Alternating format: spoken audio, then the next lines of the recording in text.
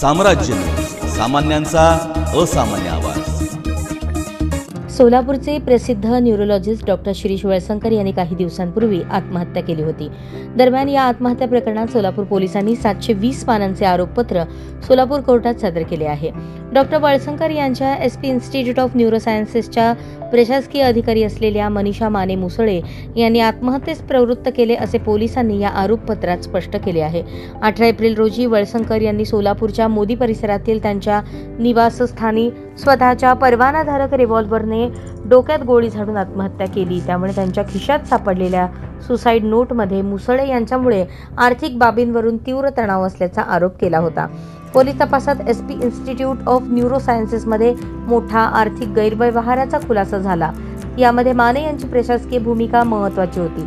लाखो रुपयांचे संशयास्पद बँक व्यवहार माने यांच्याशी संबंधित खात्यांशी जोडले गेले, ज्यामुळे डॉक्टर वळसंकर यांच्या तणावाला कारणीभूत ठरले।